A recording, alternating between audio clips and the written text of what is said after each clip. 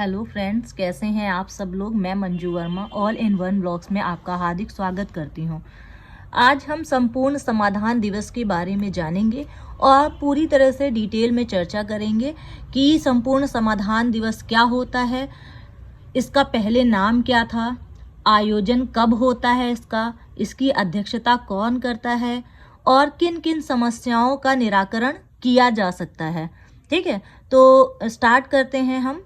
तो यानी कि संपूर्ण समाधान दिवस, यानी नाम से ही हमें पता चल रहा है कि संपूर्ण यानी कि सभी प्रकार की जो भी समस्याएं हैं, चाहे वो हम गांव के एरिया में देखते हैं, चाहे वो शहरी क्षेत्र में देखते हैं, भूमि से रिलेटेड हो या किसी भी प्रकार की समस्या हो, भूमि से रिलेटेड हो सकती है, चिकित्सा से रिलेटेड हो सकती है, लोक निर्माण से रिलेटेड हो सकती है और राजकीय भूमि से रिलेटेड हो सकती है, जैसे कि राशन कार्ड हो गया, पेंशन हो गया। ठीक है, कोई भी गंभीर मामले हो सकते हैं, जैसे कि सीमांकन कराना है, नामांतरण कराना है, पैमाइश करानी है, खतौनी में कोई प्रॉब्लम हो गई हो, रजिस्ट्री में कोई दिक्कत हो रही हो, किसी ने जबरन कब्जा कर लिया हो, यानी कि इस टाइप की जितनी भी समस्याएं हैं उन सभी का यानी कि क्या कर सकते हैं, उन सभी समस्याओं का निराकरण किया जा सकता है। यानी कि इसी को हम बोलते हैं संपूर्ण समाधान। ठीक है, यानी कि संपूर्ण समाधान को पहले हम तहसील दिवस के नाम से जानते थे। इसका पहले नाम क्या था, जो स्टार्टिंग में इसका नाम हुआ करता था वो था तहसील दिवस। ठीक है, तहसील दिवस इसका नाम था। बाद में इसका नाम संपूर्ण समाधान दिवस कर दिया गया। और जो इसका ये जो आयोजन होता है संपूर्ण समाधान दिवस, यानी कि इसका जो आयोजन होता है वो कब होता है। ठीक है, सबसे पहली बात यही आती है कि आयोजन कब होता है। तो प्रत्येक मंथ में, यानी कि प्रत्येक मंथ में, प्रत्येक महीने में जो पहला, फर्स्ट एंड जो थर्ड शनिवार होता है, शनिवार। ठीक है, शनिवार को, यानी कि प्रत्येक महीने, हर महीने में जो पहला शनिवार होगा और जो तीसरा शनिवार होगा उसमें क्या होगा, ये संपूर्ण समाधान दिवस मनाया जाता है। तो संपूर्ण समाधान दिवस में क्या होता है कि जो आम जनता होती है, जिसकी भी प्रॉब्लम्स होती हैं, वो क्या करता है, आवेदन पत्र लाता है और जो भी अध्यक्षता कर रहा होता है, ठीक है, उनको वो डायरेक्ट अपनी समस्याएं बता सकते हैं और उन समस्याओं का निराकरण किया जाएगा। ठीक है, तो किस टाइप की समस्या है, जैसे बहुत सारी गंभीर समस्याएं होती हैं, जो कुछ समस्याएं ऐसी होती हैं जो थोड़ी मीडियम टाइप की होती हैं, कम गंभीर होती हैं, और कुछ समस्याएं होती हैं साधारण होती हैं। तो सबकी समय सीमा भी होती है। और इस टाइप से क्या होता है कि जो अध्यक्षता करता है, तो देख लेते हैं कि अध्यक्षता कौन करता है। ठीक है, अध्यक्षता, ठीक है, अध्यक्षता कौन करता है, अध्यक्षता कौन करता है, ध्यान दीजिएगा। इसकी जो अध्यक्षता होती है वो जिलाधिकारी महोदय,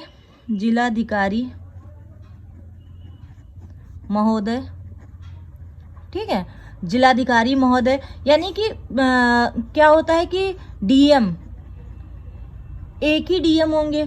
ठीक है, और एक डिस्ट्रिक्ट में कई तहसीलें होती हैं, सभी को पता है। ठीक है, जैसे कि लखनऊ है, लखनऊ में 5 तहसीलें हैं, एक जिलाधिकारी होंगे। तो क्या वो पॉसिबल होगा कि वो हर तहसील में एक ही दिन चले जाएं। जैसे कि पहला शनिवार है तो पहले शनिवार में या तो वो 5 में से किसी एक ही तहसील में जा सकते हैं। तो क्या होगा कि अगर जब भी जिलाधिकारी महोदय जाएंगे तो उनके साथ में कौन जाएगा, सुप्रिटेंडेंट ऑफ पुलिस ऑफिसर यानी एसपी जाएंगे। ठीक है, एसएसपी जाएंगे, यानी कि ये क्या होंगे, जब भी डीएम सर अध्यक्षता कर रहे होंगे तो उनके साथ में कौन कौन जाएगा, एसपी जाएंगे, एसएसपी जाएंगे। और अगर जिलाधिकारी महोदय नहीं जाएंगे तो उस समय जो अध्यक्षता करेंगे वो कौन होंगे, अपर जिलाधिकारी। ठीक है, जब अपर जिलाधिकारी तहसील में जाएंगे अध्यक्षता करने के लिए तो उनके साथ में कौन जाएगा, एएसपी। ठीक है, एएसपी जाएंगे। और थर्ड नंबर पे अगर जैसे कि ये जिलाधिकारी महोदय या तो अध्यक्षता करेंगे तो उनके साथ में एसपी जाएंगे, एसएसपी जाएंगे। ठीक है, अगर अपर जिलाधिकारी महोदय जाएंगे तो उनके साथ में एएसपी जाएंगे। ठीक है, और अगर उप जिलाधिकारी महोदय, उप जिलाधिकारी, ठीक है, उप जिलाधिकारी महोदय अगर अध्यक्षता कर रहे होंगे तो जो भी पुलिस यानी थाने की जो वरिष्ठ पुलिस होंगे वो आएगी, ठीक है, वरिष्ठ यानी पुलिस, ठीक है। तो यानी कि क्या होगा, जिलाधिकारी महोदय भी अध्यक्षता कर सकते हैं, ठीक है। रोस्टर टाइप का लगता है, यानी कि एक तहसील में फिर नेक्स्ट जो शनिवार आएगा उसमें किसी नेक्स्ट तहसील में जाएंगे, इस टाइप से रोस्टर टाइप का लगेगा। यानी कि जिलाधिकारी महोदय, अपर जिलाधिकारी महोदय और उप जिलाधिकारी महोदय अध्यक्षता करेंगे, ठीक है। इसमें क्या होता है, जो कार्यवाही होती है ना वो तुरंत की जाती है, जो भी कार्यवाही होगी वो तुरंत की जाएगी। यानी कि कई टाइप के मामले हो सकते हैं, जैसे कि गंभीर मामले भी हो सकते हैं बहुत सारे, जैसे सीमांकन से रिलेटेड हो गया, नामांतरण से रिलेटेड हो गया, जैसे सीमांकन करना है, ठीक है, कोई जमीन है, ठीक है, उसके बंटवारे से रिलेटेड कोई विवाद हो गया दो भाइयों में तो उससे रिलेटेड हो सकता है खतौनी में नाम में कोई गड़बड़ी हो गई हो, ठीक है, खतौनी में कोई नामांतरण से रिलेटेड हो, नामांतरण से रिलेटेड अगर कोई प्रॉब्लम हो, इस टाइप की प्रॉब्लम हो सकती है। हो सकता है कि क्या है कि किसी ने फर्जी रजिस्ट्री कर दी हो, ठीक है, इससे रिलेटेड हो सकती है, कोई प्रॉब्लम हो सकती है। कोई जबरन कब्जा कर लिया हो, ठीक है, जबरन कब्जा कर लिया हो, उससे रिलेटेड प्रॉब्लम का निराकरण किया जा सकता है। और हो सकता है पेंशन ना मिल पा रही हो, पेंशन से रिलेटेड कोई प्रॉब्लम आ रही हो, राशन कार्ड बनना हो लेकिन राशन कार्ड ना बन पा रहा हो, कोई हमें चिकित्सीय सुविधा ना मिल पा रही हो, जैसे कि हमारे पास बहुत सारी चिकित्सीय सुविधा ना मिल पा रही हो। ये होता है कि ऐसा होता है कि गर्भवती महिलाओं को जैसे कि फ्री सुविधा दी जाती है, ठीक है, हो सकता है कि सुविधा ना मिल पा रही हो, तो इस टाइप की भी समस्याएं हो सकती हैं, ठीक है। हो सकता है बैंक में खाते से रिलेटेड प्रॉब्लम हो सकती है, बैंक में खाते से रिलेटेड कोई प्रॉब्लम आ सकती है, ठीक है। मत्स्य पालन से रिलेटेड हो सकता है, मत्स्य पालन से रिलेटेड हो सकता है कोई प्रॉब्लम हो, जैसे कि कृषि से रिलेटेड अगर हो सकता है कि कोई प्रॉब्लम हो, ठीक है। हो सकता है कि लोक निर्माण से रिलेटेड हो, लोक निर्माण से रिलेटेड कोई प्रॉब्लम हो, ठीक है, निर्माण से रिलेटेड कोई प्रॉब्लम, जैसे सड़क हो गया, ठीक है, चक रोड हो गया, नाली हो गई, इस टाइप से कोई भी हो सकता है कि कहीं रास्ता सकरा कर दिया गया हो, या किसी ने रास्ते पे अवैध निर्माण करा दिया हो, अवैध कब्जा कर लिया हो, ठीक है।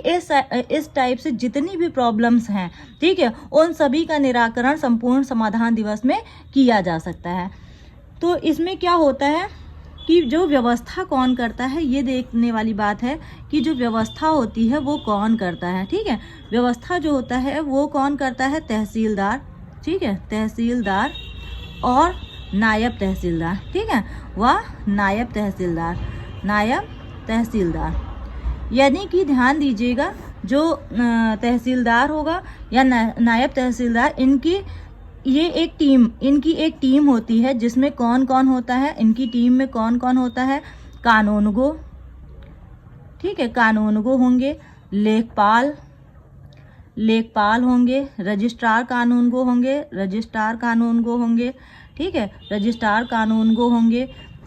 व तहसील के अन्य राजस्व कर्मचारी भी शामिल होते हैं, तहसील के अन्य राजस्व कर्मचारी, ठीक है, राजस्व कर्मचारी। यानी कि ये क्या हो गया कि जो व्यवस्था होती है वो कौन देखता है, जैसे कि आम जनता आती है शिकायत लेके, ठीक है, अध्यक्षता कर रहे होंगे जो भी अध्यक्षता कर रहे होंगे, जैसे जिलाधिकारी महोदय अध्यक्षता कर रहे होंगे, अपर जिलाधिकारी महोदय अध्यक्षता कर रहे होंगे, या उप जिलाधिकारी महोदय अध्यक्षता कर रहे होंगे। तो कोई भी अध्यक्षता कर रहा होगा, वहाँ पे क्या होगा कि डायरेक्ट आप शिकायत उनको बता सकते हैं, वो शिकायत सुनेंगे, ठीक है, पढ़ेंगे, और उसका निराकरण, अगर गंभीर समस्या होगी तो तुरंत ही निराकरण किया जाएगा। अगर कम गंभीर समस्या होगी, जैसे कि कुछ थोड़ी सी मीडियम टाइप की होगी, तो उसको 1 हफ्ते का समय दिया जाता है, 7 दिन का समय दिया जाता है, और 7 दिन के भीतर क्या किया जाता है कि उसका निराकरण किया जाता है।